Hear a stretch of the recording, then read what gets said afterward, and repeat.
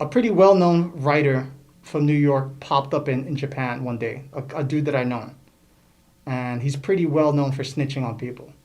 Really well known, actually. Not pretty well, he's very well known for snitching on people. So, you know what? Fuck it. I'll say the dude's name. His name is Adder. So this dude named Adder moved to Japan. And no, he came to visit Japan. He just showed up unannounced. And he was like, yo, I'm at the airport in Fukuoka. And I was just like, I knew this dude from trading Polo and North Face and stuff, and we would rack. And he's from Brooklyn. And he had beef with this guy named Scuff YKK. And to us, Scuff, the people in the Bronx, the people I grew up with, which was like RK, TDK, KGB people, YKK was the enemy. Those were the bad guys of graffiti. So it was like YKK, Ecstasy. They were always dissing people, and I didn't really understand like the fucking politics behind it. But to me, I was taught that's the other side. Those are the bad guys. And so growing up in the Bronx, once you say you're Ecstasy or YKK, I didn't want anything to do with those people. So Adder had beef with them, so I was like, oh, he's a he's a bad, like those are the bad dudes. And rumor was that Adder snitched on Scuff, but I didn't want to believe it. I was like, that's just Scuff making it look like he didn't. So, we were all cool with it. So I think in New York, one of the interesting things about graffiti crews or people is that it's not like West Coast where like if you have a problem with my homie, we all don't fuck with you.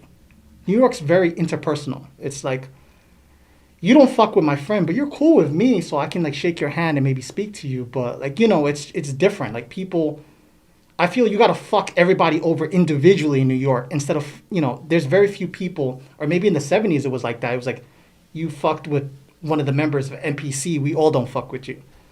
But in the '90s, growing up, it was a very like people couldn't verify information and shit. So anyway, he was a cool dude.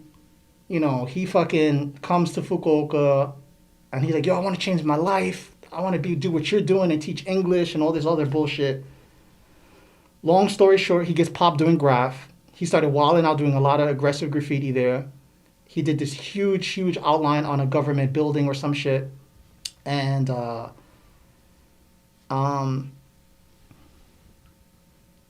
they roll up on him on a bicycle. I think I was in the store at the time. And I see it. I'm like, oh shit, I wash my hands, clean all my shit out. And I just wait. They talk to him and they arrest him on the spot. I'm like, fuck. And I just get out the store and I leave. Like I wasn't with him because I was actually in the store when it happened.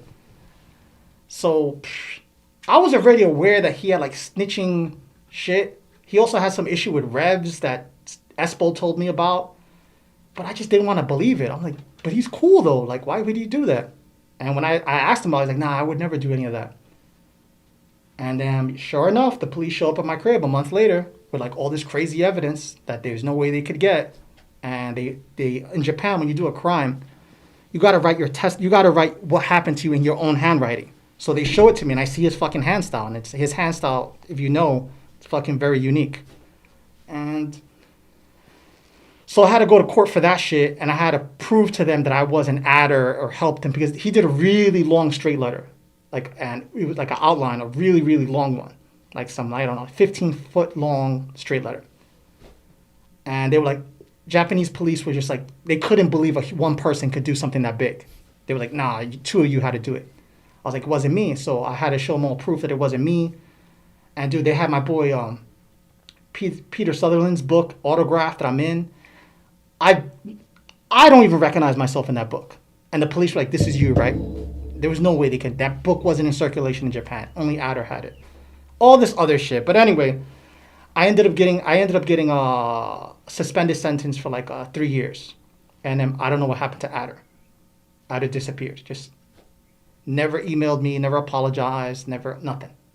So fast forward a couple of years, I moved to Tokyo. I'm like hanging out with that dude B&E, doing graph, racking a couple of little things. Then just one day I went to a fucking store, racked pencils, just like a Faber-Castell pencil for some shit. And the girl I was with,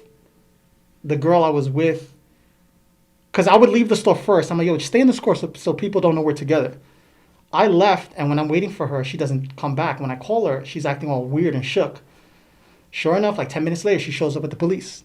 And I'm like, fuck.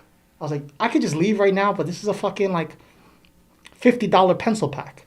And it was already 3 years past my other case. So when I go to the police station, they're like, zanen, so they're like, we have some bad news for you. They're like, you still have 1 week left on your other sentence.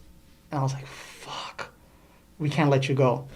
So that's it. They violated me for that thing. And I ended up doing a bid in Japan. Wow. So I ended up getting sentenced to my original sentence, which is 8 months, plus the 8 months that they found in Japan. So, yeah, so that whole adder shit led to that, so me being locked up. So then I was sent to this place called Fuchu Prison, which was where it's their top prison. It's where all the Yakuzas are at, like that. So you did 16 months at Fuchu Prison. Yeah, rough. Probably a little bit longer because, you got to go to like the little police station shit, but yeah. How was that? Not good. Tell you that much. Not fucking good. Japanese prison is totally different than American prison. It's forced labor. So I worked on a sewing machine for like 8 hours a day. They make you march all day. It's kind of like a Nazi camp. So you're marching like a Nazi all day. There's no commissary. Anytime you write a letter or receive a letter, it takes two months to reach you or some shit. You're fed the equivalent of like a Lunchable per meal. Because the meals go on what's your height. That's it. They don't care about your weight. Just how tall are you? And that's the equivalent of food that they give you. So you could be 300 pounds, but if you're like 5'9", you're getting 5'9" food. So, and then you'll become whatever you won't be able to sustain your weight because of that calorie. Oh no, it's like a fucking concentration camp. Wow. Everyone is, and there's no weights. Everyone is depleted. They're very weak. It looks like a concentration camp. People's faces are sunken. At that time, I was working out. I was doing jiu-jitsu, doing all types of shit in Japan. So I was probably like a solid 190, 195, maybe 200. And I think I came out weighing like 145. Maybe. So people in there, they're not doing calisthenics and shit because you're eating. You are. They're running. Oh, they forced you to do these fucking like prison Olympic shits once a year, and it's crazy. It's fucking. They bring all these like, I don't know, whatchamacallit? What are they? Diplomats. They bring diplomats from different countries, and they all sit and watch the prisoners fucking do tug of war and do relay races and do all types of like Olympic shit. And you have to salute, and it's crazy.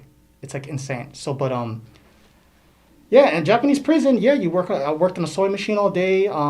There's no fights really in Japan. Everyone's like weak from fucking not eating, and there's all types of issues where the windows don't close. So it literally feels like you're sleeping in the street. And everyone has frostbite. Every single person I knew in my factory had frostbite. Every single person. So I got frostbite on my fingers, on my toes. They were all purple. And the way you have frostbite, you know it. Your hands become super itchy and they're purple. You got to put them in like hot water and do all this shit. So it's insane. Were you the only like American in the prison? There wasn't a lot of Americans. There wasn't a lot of Americans in there. It was a lot of I tell you one thing. I was one of the few people that had a low sentence. If you make it to that level, you usually have 3 years, 4 years. I met this poor American kid from Brooklyn that I think he went out partying in Roppongi, and he was trying to hop the cab and not pay, and the cab driver took a knife out, and he was like in the Navy, and his like reflexes kicked in, and he tried to disarm him. He ended up stabbing the guy, and the guy just died, and they gave him life in prison. And in prison, the word for life is called muki. Muki means life, and you're wearing this green uniform, and you have like these badges, almost like you're in the army. That tells you how long you've been in prison, and that also tells you if you're doing life. Like you'll have like a weird star or something in the middle. That means that guy's never coming home. But Americans, I think at 50%, your sentence can be translated and you can fly back at 50%. But like if you're from like Iran or Africa or Afghanistan or China, no, you're there forever. You're never leaving. So My sentence, I could have left early, but all these Nigerians and people, they're like, don't do that. They're gonna put this like weird stamp on your passport that no matter what country you go to, you'll be stopped. And so I just ate my sentence.